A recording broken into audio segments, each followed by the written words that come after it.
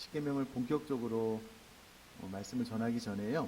십계명의 요점과 서문이라는 주제로 오늘도 십계명의 서론격을 좀 말씀을 나누려고 하는데, 제가 내용을 보니까 지난주랑 겹치는 부분이 좀 있어요. 그래서 왜 이렇게 십계명을 시작하기 전에 소교리 문답이 이렇게 뜸을 들일까, 나는 그런 느낌이 있거든요. 오늘 쭉 말씀을 준비하면서 생각을 해보니까는 십계명이 사실 너무 중요해요. 그래서 십계명을 대하는 우리들의 자세, 태도를 잘 점검하고 이것을 180도 바꾸지 않으면 십계명을 배울 때 효과가 좀 덜한 것 같아요. 그래서 이 소교리 문답을 만든 많은 목사님들이 이 부분을 많이 연구하고 고민해서 일부러 십계명을 본격적으로 배우기 전에 좀 뜸을 많이 좀 들여서, 쉽게 말해서 공을 많이 들여서 우리들의 의식의 전환을 가져오기 위해서 좀 수고하고 노력하는 모습이 좀 보이는 것 같습니다. 자, 우선에 우리 지난 시간에 배웠던 것, 또 요약해서 지금까지 배웠던 것들을 요약해서 좀 잠깐 말씀을 드리면은요, 제가 지금 말씀드리는 것을 정확하게 이해하고 축소해서 말씀을 드릴 텐데, 그 의미가 무엇이다라고 마음속에 정확하게 잘 전달이 되시는 분들은 그동안 정말 수고하고 애쓰셨습니다. 우리는 이 내용을 간략하게 전달하고 이해하기 위해서요, 작년부터 몇 개월을 달려왔거든요. 한번 잘 들어보셔요. 사람의 제일 되는 목적은 하나님을 영화롭게 하는 것과 그분을 영원토록 즐거워하는 것이다 라고 배웠습니다. 그러면 우리 사람이 이 목적을 이루기 위해서 스스로 연구하고 또 책을 읽으면 되느냐? 그렇지 않다는 겁니다. 이것은 하나님 편에서 우리에게 알려주셔야만 되는데 그 통로가 성경이다라고 말씀을 드렸습니다. 하나님께서는 인간에게 성경을 통하여 자신의 뜻을 계시해 주셨고요. 그 계시하면서 내가 너에게 알려준 이 하나님의 말씀에 순종할 것을 요구하셨습니다. 그래서 우리가 이 땅에 살면서 하나님의 말씀을 이해하고 그 말씀에 순종해야 되는 것이 우리들의 바른 삶의 태도라는 겁니다. 그러면서 나타내신 하나님의 뜻에 순종할 것을 요구하시면서 우리에게 하나님의 말씀을 주셨는데요. 그 말씀을 압축해서 한마디로 이야기를 하자면 도덕법이다라고 이야기를 할 수가 있겠고요. 도덕법을 요약해 놓은 것이 십계명이다라고 이야기를 할 수가 있겠고요. 하나님은 십계명을 통하여 우리에게 정확하게 순종의 규칙을 제시해 주셨고, 우리는 그 규칙에 준하는 삶을 살아야 된다는 것을 지금까지 배웠습니다. 자, 이어서 41문의 질문은 이것입니다. 어디에 이 도덕법이 요약 설명되었나요? 묻고 난 다음에 대답이 이렇습니다. 십계명 안에 도덕법이 요약 설명되었습니다. 지난 시간에도 다 배운 내용이고요. 이어서 42문은 그러면 십계명의 요점은 무엇인가요? 라고 질문을 하고 난 다음에 대답이 이렇습니다. 십계명의 요점은 주 우리 하나님을 사랑하는 것과 우리 마음을 다하고 성품을 다하고 힘을 다하고 뜻을 다하여 또 이웃 사랑하기를 자기 몸과 같이 하는 것입니다. 자, 여기까지를 요약을 하면은요, 인류를 향한 하나님의 뜻을 우리에게 알려주셨는데 그것이 바로 도덕법이고요. 하나님께서 우리에게 도덕법을 주실 때에 그 나타나신 뜻에 순종할 것을 요구하셨습니다. 그러므로 우리는 이 도덕법을 기준 삼아서 하나님 앞에 순종하면 되겠고요. 그럼 도덕법이 어디에 요약 압축되었느냐? 십계명에 요약 압축되었다라는 거고요. 그러면 그 십계명의 핵심이 무엇이냐라고 했을 때에 하나님을 사랑하는 것, 그리고 이웃을 내 몸과 같이 사랑하는 것이다 라고 이야기를 해주고 있습니다. 여기까지 집에 돌아가셔서 거울을 보고요, 혼자 이야기를 정확하게 할 수 있게 되기를 간절히 바랍니다.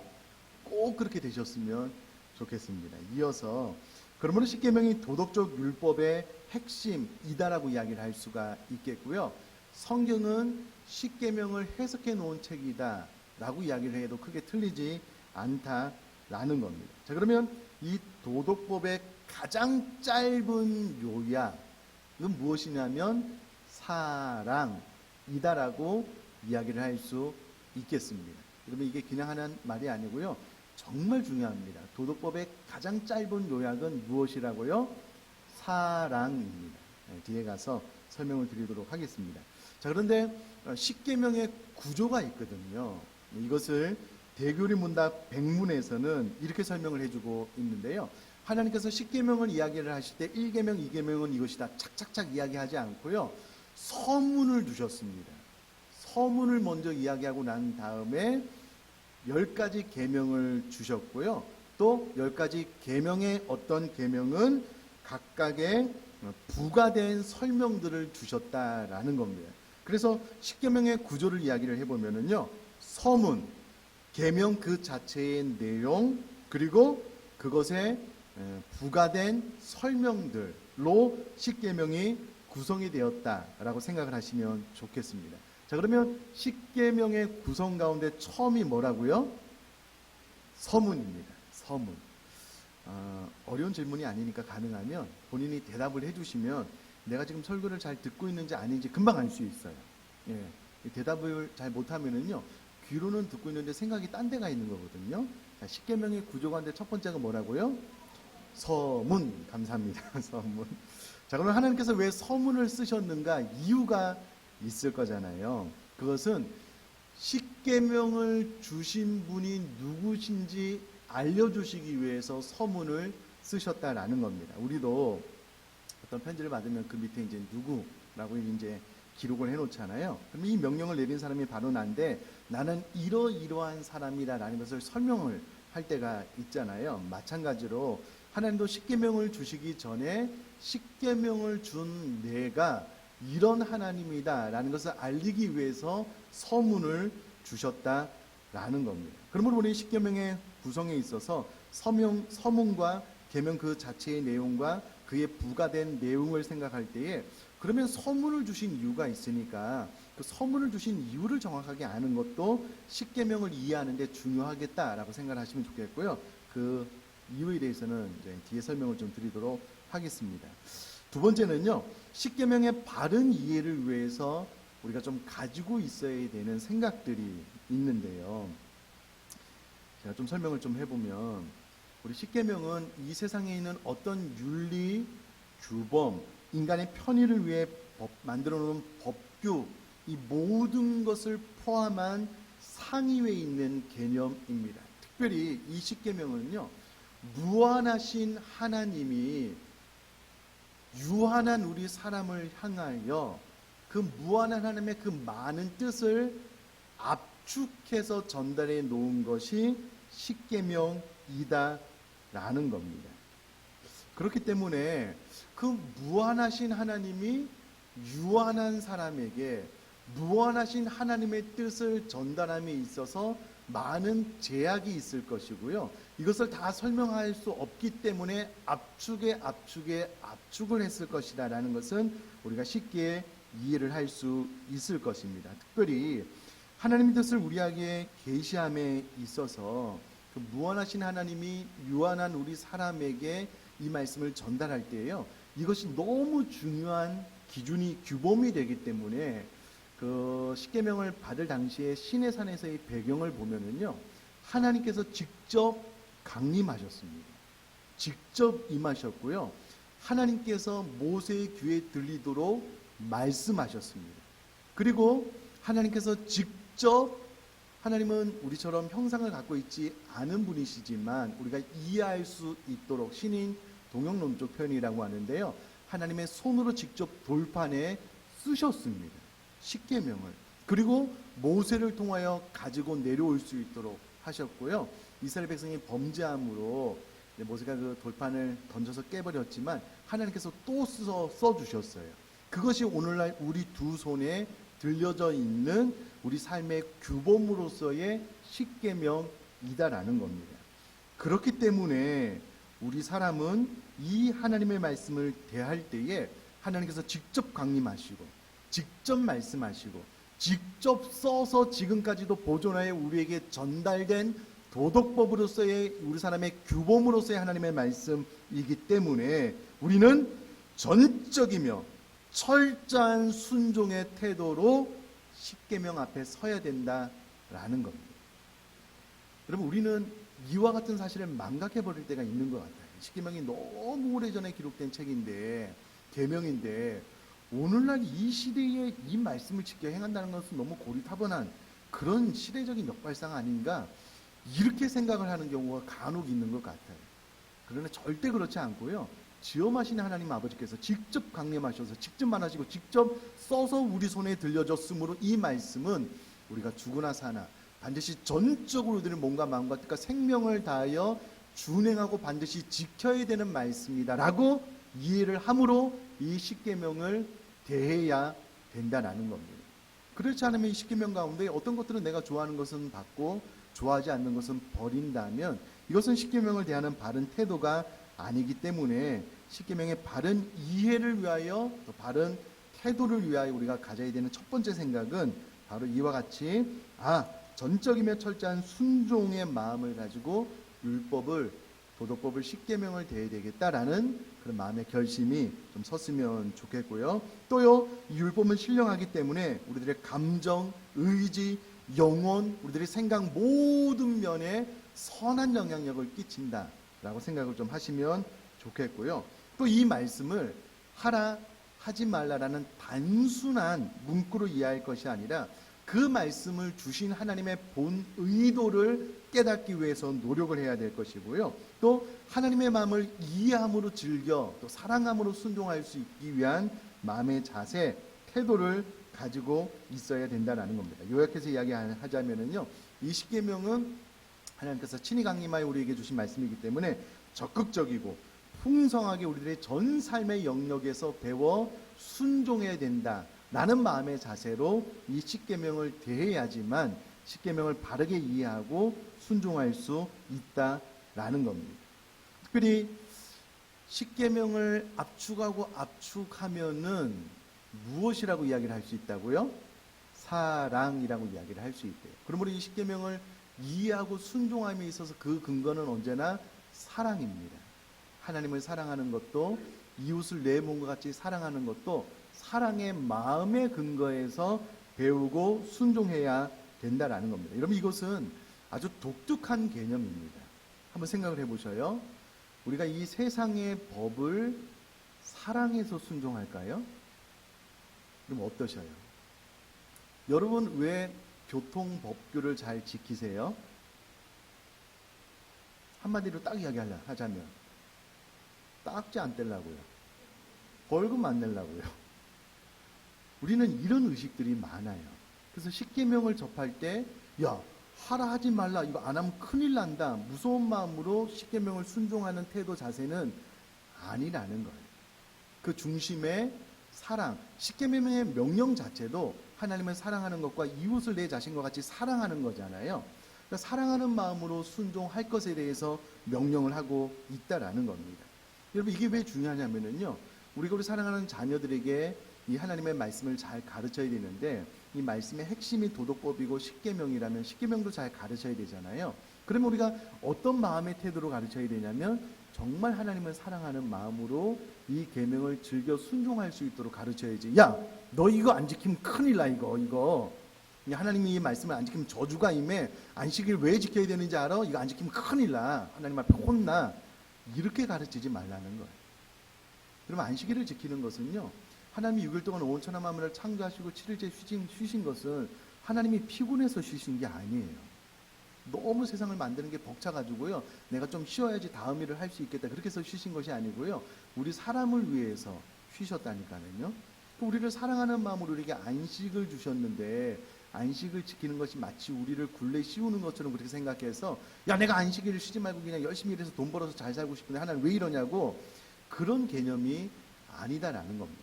다 사랑으로 근거해서 이 말씀을 주셨기 때문에 이것을 정확하게 이해해야지만 자녀들에게 이 십계명을 가르칠 때도 사랑이라는 근거로 가르칠 수 라는 겁니다. 그래서 42문에 십계명의 요점이 무엇입니까? 라고 질문하고 난 다음에 대답이요. 즉, 주 우리 하나님을 사랑하는 것과 우리 마음을 다하고 성품을 다하고 힘을 다하고 뜻을 다하여 또 이웃 사랑이를 자기 몸과 같이 하는 것입니다. 여러분, 십계명의 핵심은요, 하나님을 사랑하라는 거예요. 이웃을 사랑하라라는 겁니다. 그러므로 그 중심에 사랑함으로 즐겨 순종하되 전적으로 순종하려고 하는 태도로 이 십계명을 배우시면 좋겠다라는 내용을 말씀을 드렸습니다. 자, 계속해서요. 43문 십계명의 서문이 무엇인가요? 질문하고 난 다음에 그 대답이 이렇습니다. 십계명의 서문은 다음과 같습니다. 나는 너희 하나님이니 너를 종되었던 집 애굽 땅에서 나오게 한 자로다. 하나님은 하나님에 대해서 나는 하나님인데 너를 종되었던 집 애굽 땅에서 나오게 한 그 하나님이다. 이게 십계명 서문의 내용이다라는 것이고요. 43은 십계명 서문이 우리에게 무엇을 가르쳐주고 있나요? 가르치나요? 라고 질문하고 난 다음에 대답이 이렇습니다. 십계명 서문이 우리에게 가르치는 것은 하나님께서 주이시고 우리 하나님이시고 구속자이심으로 우리가 그의 모든 계명을 마땅히 지켜야 한다는 것입니다. 십계명 서문이 우리에게 이것을 가르쳐주고 있다라는 겁니다. 자, 그러면 43문부터 또 자세하게 설명을 좀 드리면은요. 십계명의 서문은 나는 너희 하나님이라는 거예요. 내가 누구냐면 너희 하나님인데 내가 어떤 일을 했냐면 너희들을 애굽 땅, 너희들이 종되었던 곳에서 건져낸 하나님이다 라고 알려주고 있다라는 겁니다. 자, 그러면 애굽 땅은 세상을 상징하고요. 우리가 작년 하반기에 배웠던 것처럼 세상에 있다라는 말은 죄와 허물 안에 있다라는 말이에요. 그러니까 우리도 과거에 거듭나기 전에는요, 마귀의 자녀였고요, 죄와 허물로 죽어서 죄의 비참함 가운데 있었고요. 그 끝은 영원한 지옥 형벌로 우리 인생이 끝나게 되는데 하나님께서 값없이 우리를 건져내어 구원해 주셨는데 그것이 애굽에서 건져낸 하나님이다. 저와 여러분들의 세상 가운데 죄 허물 가운데 영원한 지옥 형벌 가운데 건져낸 하나님이다라는 것을 우리에게 이야기를 해주고 있습니다. 자, 여기서 중요한 것이 무엇이냐면요, 십계명 서문에 이것이 있는 이유는 여러분 저를 한번 봐주시면은요, 하나님은 십계명을 주시기 전에 이스라엘 백성들을 애굽에서 건져내셨거든요. 건져내고 난 다음에 십계명을 주셨습니다. 그리고 애굽에서 건져낸 하나님을 먼저 이야기하는 이유는 이것이 하나님의 은혜로 우리에게 값없이 주어졌다라는 겁니다. 쉽게 말해서 우리가 세상으로부터 건져냄을 받아서 하나님의 자녀된 것은 우리가 어떤 행위를 하기 전에 하나님의 온전한 은혜로 우리가 건져냄을 받아 하나님의 자녀가 되었다라는 겁니다. 그리고 거듭난 자녀가 이 땅 가운데 어떻게 살아야 될지에 대해서 십계명으로 우리에게 주어졌지, 십계명이 우리에게 단 한 번도 구원받는 방도로 주어지지 않았다라는 겁니다. 먼저 하나님의 은혜가 있고 난 다음에 율법이 주어졌지요. 율법을 잘 지켜 행함으로 우리가 구원받는 게 아니라는 겁니다. 우리가 때로 이것을 너무 순서를 바꿔서 오해할 때가 있는데, 이 십계명 서문을 통해서도 은혜로 하나님께서 우리를 구원해 주셨고 이후로 십계명 율법에 의해서 말씀하고 계시구나라는 것을 알 수가 있습니다. 자, 이것을 좀 풀어서 이야기를 해보면, 누가 율법을 주셨는가? 나는 너의 하나님. 하나님이 어떤 의미냐면요, 하나님은 하나님께서 정하신 것을 그 누구의 방해도 제한도 받지 않으시고 마음껏 행하시는 하나님이다. 그러니까 주권적으로 나의 결정한 그대로 행하는 하나님이다라는 것을 서문에서 알려주고 있습니다. 그러므로 하나님의 절대 주권은요, 그 누구에게도 제한받거나 그 누구에게도 방해받지 않습니다. 내가 창세전에 너를 구원하기로 작정했고 이 큰 예정 가운데 내가 너를 건져낸 하나님이다라는 의미가 이 서문에 포함이 되어져 있습니다. 우리가 작년 하반기에 하나님의 작정과 예정에 대해서 다 배웠잖아요. 나는 내 마음의 결정대로 행하는 하나님이다라는 것이 이 서문에 포함이 되었고요. 하나님께서 율법을 언제 주셨는가? 한 번 더 설명을 드리면은요. 이 율법은 이스라엘 백성들이 출애굽하고 난 다음에 광야 여정을 지내서 시내산에서 주셨다라는 겁니다. 그러므로 구원이 먼저이고 율법이 나중에 온 것이지, 한 번 더 말씀을 드리면 율법이 구원을 받는 조건으로서 먼저 온 것이 아니기 때문에 율법을 지킴으로써 구원을 받는 게 아니라는 거예요. 하나님의 은혜로 우리가 구원을 받고 난 다음에 하나님의 백성으로서의 삶을 온전히 살아가기 위해서 율법을 주셨으므로 율법을 지킴으로 구원을 받으려고 하는 어리석은 생각을 하지 말라라는 겁니다. 율법은 구원의 조건이 아니라 구원의 결과다라는 것을 이 서문을 통해서 잘 알 수가 있고요. 그러므로 율법을 어떻게 지켜야 되느냐? 하나님을 사랑하는 마음으로 우리가 온 마음과 뜻과 정성을 다하여 주님을 사랑하는 그 태도로 이 율법을 지켜야 된다라는 거고요. 이 율법은 거듭남, 이 땅에 존재하는 모든 사람들이 지켜야 되는데 그 핵심은 사랑이기 때문에 사랑하는 마음으로 지켜 준행할 것을 잘 가르쳐야 된다라는 겁니다. 자, 여기서 또 중요한 것이 무엇이냐면요, 여러분, 나는 너희를 건져낸 여호와다라는 말을 우리가 잘 기억을 하면은요, 구원은 두 가지가 있습니다. 구원은 예수 그리스도를 믿음으로 말미암아 즉시로 하나님의 백성, 하나님의 자녀가 되는 구원이 있고요, 거듭남이 있고요.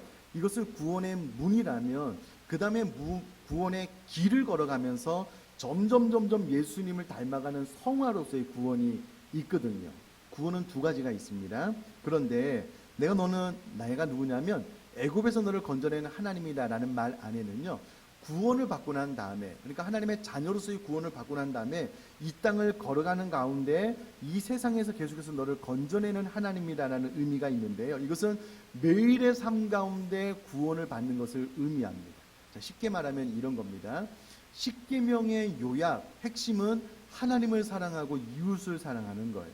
자, 예를 들면 후자를 가지고 설명을 하면은요, 우리가 예수 그리스도를 믿고 거듭남으로 말미암아 하나님의 자녀가 되는 구원을 받았어요. 그런데 이 땅을 살아가는 동안에 우리 마음속에요, 시기 질투가 일어나요. 우리가 주님의 사랑으로 우리 모두를 다 사랑하면 좋겠는데 희한하게도 주는 것 없이 싫은 사람이 있어요. 희한하게도 눈에 가시 같은 사람이 있어요. 희한하게도 특별히 내 마음을 그냥 콱콱콱 후벼 파는 사람이 있다고요.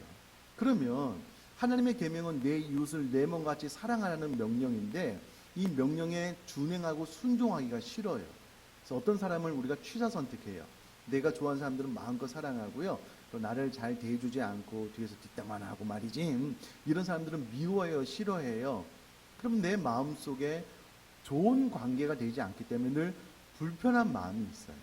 근데 이런 마음 가운데 하나님께서 나는 너를 구원해낸, 애굽 땅에서 너를 건져낸 여호와인데 내 계명을 네가 온 마음과 정성과 뜻과 네 전인적인 마음을 가지고 다 순종해 라고 했을 때 이 말씀을 즐겨 순종하고 주님을 사랑하는 마음으로 순종하게 되잖아요.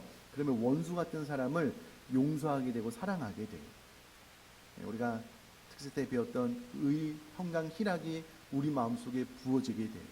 그러면 그것이 우리 마음속에 매일의 삶 가운데 일어나는 구원이다라는 겁니다. 그러므로 이 십계명은요, 주님을 사랑하는 마음으로 끊임없이 즐겨 순종해야 돼요. 그래야지만 매일의 삶 가운데 구원을 경험할 수 있고요. 내가 누구냐면 너를 매일의 삶 가운데 애굽에서 구원해낸 여호와다. 이 십계명을 즐겨 순종하게 될 때에 네 마음속에 지옥 같은 그 고통으로부터 내가 매일같이 건져내는 하나님이다라는 것을 이 서문에서 우리에게 알려주고 있다라는 겁니다. 그러므로 이후로 듣게 될 이 10가지 계명을 즐겨 또 주님을 사랑하는 마음으로 잘 순종함으로 죄와 악과 고통으로부터 매일의 삶 가운데 건져냄을 받을 수 있는 저와 여러분 될 수 있기를 주님의 이름으로 축복합니다. 그 구원을 십계명을 순종함을 통하여 받을 수 있다라는 겁니다.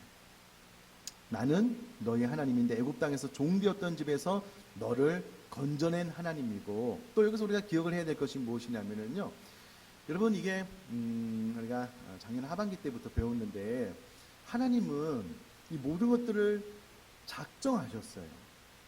그리고 이 하나님의 작정을 이루기 위해서 하나님은 섭리에 가시면서 그 섭리 안에 예정이 있고요, 창세전에 하나님의 작정을 일치의 오류도 없이 오차도 없이 지금 역사 안에서 다 실행해 가시잖아요.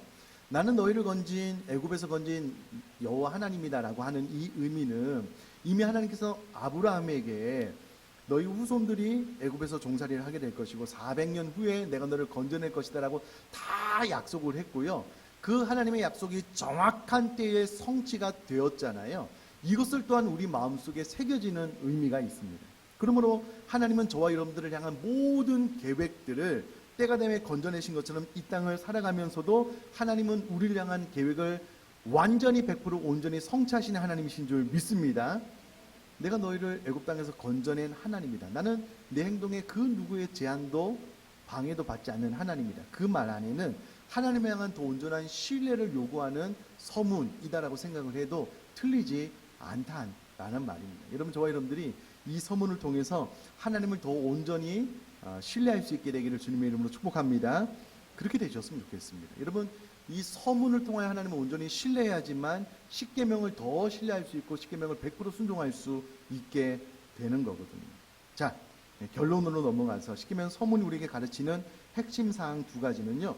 하나님은 어떤 분이신가? 하나님은 우리를 애굽 땅에서 건져낸 여호와 하나님. 그 무엇에도 제한을 받지 않는 약속을 100% 성취하시는 하나님입니다. 라는 것을 우리에게 알려주고 있고요. 그 하나님은 우리가 이 십계명을 주님을 사랑하는 마음으로 즐겨 순종할 때에 매일의 삶 가운데도 이 세상으로부터 악으로부터 우리 안에 있는 지옥과도 같은 잘못된 마음으로부터 건져내는 하나님이시다라는 것을 이 서문을 통해서 우리에게 잘 알려주고 있다라는 겁니다. 그러므로 여러분, 이 십계명은 우리를 구속하는 하나님의 말씀이 아니고요. 서문을 통해서 드러났듯이 우리를 매일의 삶 가운데서 구원해 주기 위한 우리를 사랑하는 마음으로 주신 규범이기 때문에 이 규범을 사랑하고요. 즐겨 순종할 수 있게 되기를 간절히 바랍니다. 자, 요약해서 말씀을 드리면은요. 41문은 어디에 이 도덕법이 요약 설명되었나요? 어디라고요? 십계명 안에 이 도덕법이 요약 설명되었고요. 그 십계명의 요점이 무엇이냐라고 했을 때에 우리 주 하나님을 사랑하는 것과 또 우리 마음을 다하고 성품을 다하고 힘을 다하고 뜻을 다하여 이웃 사랑하기를 자기 몸과 같이 하라는 말씀. 그러니까 결국 우리가 하나님의 말씀의 규범대로 삶을 잘 살아가는 사람들은요, 시간이 지나면 지날수록 하나님을 사랑하는 마음이 더 커져요. 시간이 지나면 지날수록 이웃을 사랑하는 마음이 더 커져요.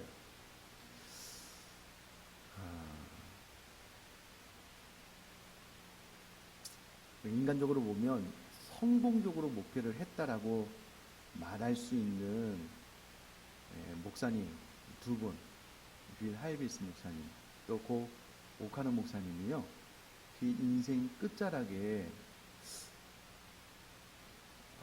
나의 목회는 성공하지 못했다라는 그런 고백을 한 것이 기억이 나요. 핵심적인 것 중에 하나가 뭐냐면, 시간이 아무리 지나도 우리 성도님들이 이웃을 사랑하는 마음이 커져가지 않아요. 그냥 목회를 실패한 것 같아요. 그 말 아직도 기억이 나요. 성경 말씀의 핵심이 무엇이냐면 하나님을 사랑하고 이웃을 사랑하는 거잖아요. 그럼 내가 신앙생활을 성공적으로 하고 있다면 어제보다는 오늘보다 내일 하나님을 사랑하는 마음이 더 커질 거예요. 또 하나는 이웃을 사랑하는 마음이 더 커질 거예요. 신앙생활이 쭉 지나가도 이웃에 대한 관심이 없어요. 무관심해요. 사랑하는 마음이 커져가지 않아요. 신앙생활을 잘하고 있는 게 아닌 거예요. 우리 교회도 저도 목회를 잘하고 있는 것이 아닌 거예요. 십계명은 요약해서 하나님을 사랑하고 이웃을 내 자신처럼 사랑하라는 이 명령이 우리에게 주어졌기 때문에 시간이 지나면 지날수록 이 두 가지가 점점점 자라나고 성장할 수 있게 되기를 간절히 바랍니다. 계속해서 십계명의 서문이 무엇입니까? 나는 너희 하나님이니 너를 종되었던 집 애굽 땅에서 나오게 한 자로다. 지금도 세상 악가운데 계속해서 건져내는 하나님, 말씀하신 대로 성취하시는 하나님 그 누구도 제한할 수 없는 하나님께서 마음을 품으시면 100% 온전하게 행하시는 하나님이심을 기억하고 신뢰할 것에 대해서 이 서문이 우리에게 알려주고 있고요. 계속해서 십계명 서문이 우리에게 무엇을 가르치나요? 십계명 서문이 우리에게 가르치는 것은 하나님께서 주이시고 우리 생명의 주인이시고 또 우리 하나님이시고 하나님은 계획과 성취를 마음껏 행하시는 하나님이고 우리를 구속자, 애굽에서 건져낸 구속자다라는 것을 이 서문이 가르친다라는 겁니다. 자, 그렇기 때문에 결론적으로 우리가 그의 모든 계명을 마땅히 지켜야 한다라는 겁니다. 특별히 십계명을 주님을 사랑하는 마음으로 마땅히 즐겨 순종할 수 있는 저와 여러분 될 수 있기를 주님의 이름으로 축복합니다.